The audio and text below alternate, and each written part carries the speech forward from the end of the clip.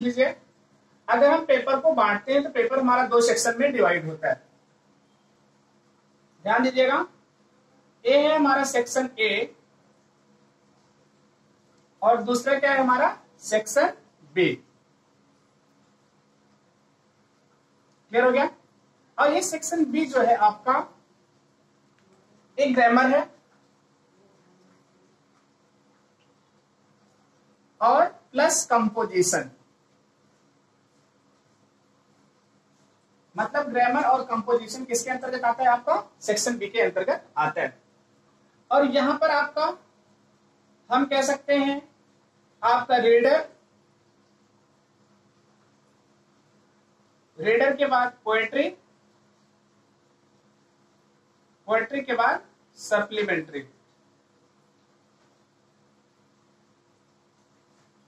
क्या है? सप्लीमेंट्री। ये चीज आपको क्या करना है? ये आपको पढ़ना है। सप्लीमेंट्री ये टॉपिक आपका है। क्लियर हो गया। इसके बाद जो रीडर सेक्शन है, यहां से क्या प्रश्न पूछा जाएगा इसको समझ लीजिएगा। रीडर सेक्शन में पहला आपका पैराग्राफ आएगा।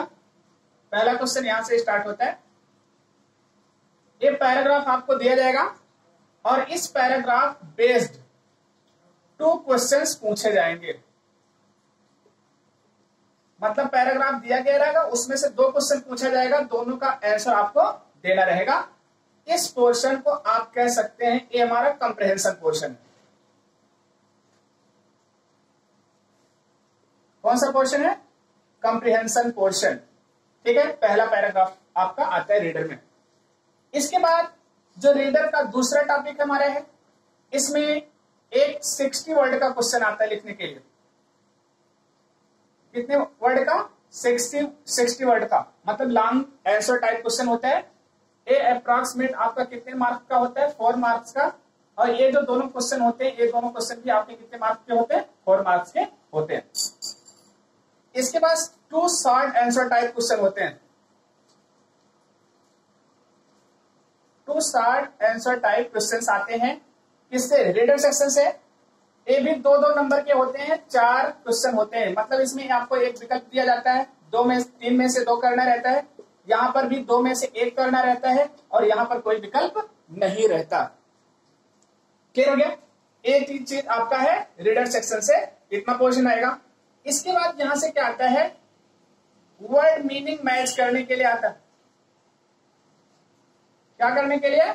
वर्ड मीनिंग मैच करने के लिए आता है। ये 3 नंबर का हो गया आपका, मतलब 4 वर्ड मीनिंग दी रहेगी, उसको मैच करना रहता है। ये चीज आपका यहां पर आता है। तो आप रीडर सेक्शन में आपको इतनी टॉपिक्स पढ़ने हैं। पहला पैराग्राफ आता है कंप्रेhension, दूसरा 2 क्वेश्चंस आता है 4 नंबर का, 60 वर्ड का आता है, 2 फिर शॉर्ट आंसर टाइप आते हैं, उसके बाद वर्ड मीनिंग मैच करने के लिए आता है। देखिए, इसके बाद हमारा पोएट्री सेक्शन जो है, यहां पर हम जाते हैं। जो हमारा पोएट्री सेक्शन है, इसमें पोएम दी जाती है, मतलब पोएम की लाइंस, और इसमें भी 2 क्वेश्चंस पूछे जाते हैं। मतलब 4 लाइन या 6 लाइन की आपकी पोएम दी जाएगी, उसमें से 2 क्वेश्चन पूछे रह जाएंगे। दोनों का आपको क्या लिखना रहता है? आंसर। ये भी आपका कितने नंबर का आता है? 2 मार्क्स का और 2 मार्क्स का, मतलब 4 नंबर पोएम सेक्शन से यहां पर हो गया। इसके बाद आता है पोएम की सेंट्रल आइडिया लिखने के लिए या पोएम लिखने के लिए।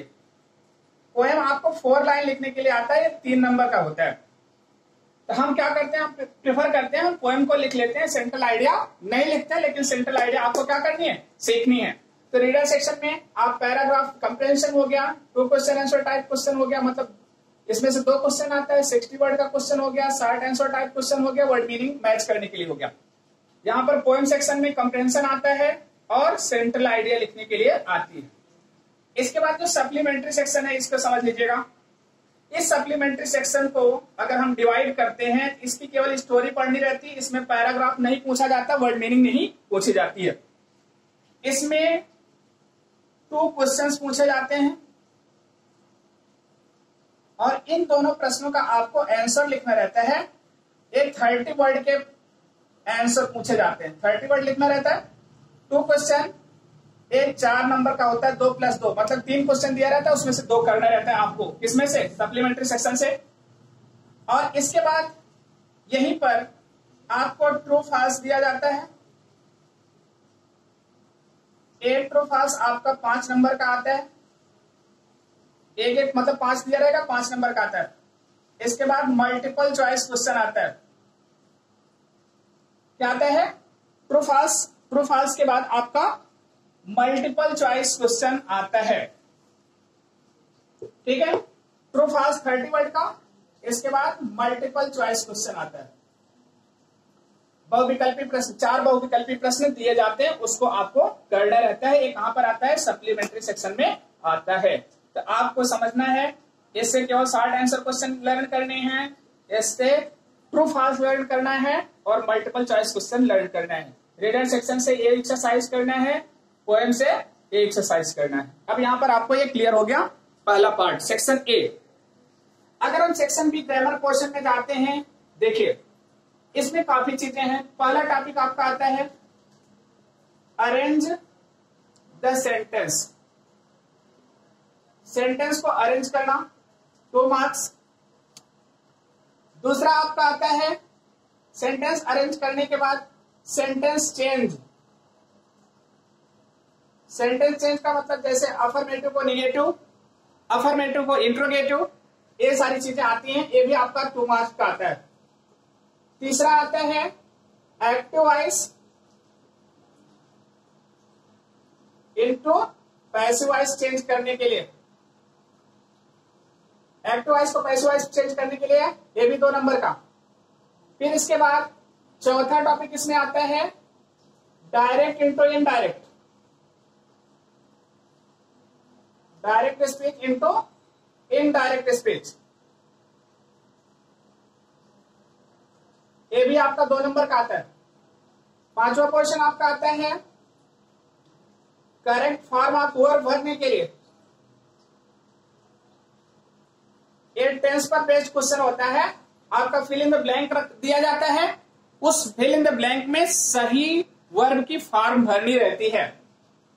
इसके बाद छठा पोर्शन आता है सेंटेंस पूरा करने के लिए, मतलब कंप्लीट द सेंटेंस। सेंटेंस आपका अधूरा दिया जाता है, इसको पूरा करना है। जैसे he did not come, because लिखा रहेगा, उसके आगे डैश कर दिया जाएगा, अब उसके आगे पूरा करना है, बिकॉज ही वॉज इल, ऐसे करके मतलब पूरा करना है, इसको आपको बताया जाएगा। छठा पोर्शन हो गया। सातवें पोर्शन पे हम जाते हैं, एक कंप्लीट करना था सेंटेंस आपका। यहां पर आता है पंक्चुएशन। क्या करने के लिए आता है? पंक्चुएशन। पंक्चुएशन का मतलब होता है कामा लगाना, फुल स्टॉप लगाना, इंट्रोगेशन मार्क लगाना, कैपिटल लेटर का यूज करना, ये पंक्चुएशन में हो गया। इसके बाद आपका 8वां पोर्शन जो आता है, इसमें प्रीपोजिशन आता है भरने के लिए, मतलब फिल इन द ब्लैंक दिया गया होगा जिसमें आप क्या भरेंगे? प्रीपोजिशन। ठीक है, 3 विकल्प दिया रहता है प्रीपोजिशन का, आप उस प्रीपोजिशन को क्या करते हैं? फिल करते हैं। प्रीपोजिशन के बाद जो आपका नेक्स्ट पोर्शन आता है वो 9वां पोर्शन है, मतलब हम 9th टॉपिक ग्रामर का ले रहे हैं। इसमें वर्ड मीनिंग कंप्लीट करने के लिए आता है।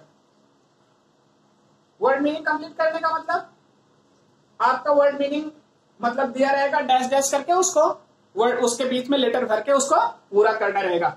ये आपका टोटल मिलाकर के कितने मार्क्स का हो रहा है? 18 नंबर का 2-2 नंबर का प्रश्न यहाँ पर आता है। अगर अब आपको इतना पता हो गया ग्रामर सेक्शन में, इसके बाद आता है 2 चीजें। ये तो ग्रामर सेक्शन हो गया, कंपोजिशन आ गया। अगर हम कंपोजिशन में जाते हैं, ये कंपोजिशन में आपका लेटर लिखना आता है। ठीक, लेटर के बाद एसे लिखना आता है। लेटर एसे हो गया। लेटर एसे के बाद आपका आता है ट्रांसलेशन। लेटर एसे और ट्रांसलेशन, ये पोर्शन भी आपका क्या है? ग्रामर सेक्शन में, मतलब कंपोजिशन पोर्शन में आता है। लेटर लिखना है, एसे फॉर आर्टिकल लिखना है और ट्रांसलेशन करना रहता है। इसके अलावा यहां पर एक अनसीन पैसेज दिया जाता है, मतलब इसी कंपोजिशन पोर्शन में क्या आता है? एक अनसीन पैसेज दिया जाता है, और इस अनसीन पैसेज का तात्पर्य होता है एक पैराग्राफ दिया जाएगा और उसमें से आधारित 2 क्वेश्चन पूछे जाएंगे, दोनों का उत्तर आपका लिखना रहता है। तो ये 9th के विद्यार्थियों का ये सिलेबस पैटर्न है। सभी विद्यार्थी इस सिलेबस पैटर्न को नोट कर लेंगे। इसी के आधार पर आपका हाफ ईयरली एग्जाम होगा, एनुअल एग्जाम होगा, मंथली टेस्ट किसी भी आधार पर हो सकता है। Thank you for this class.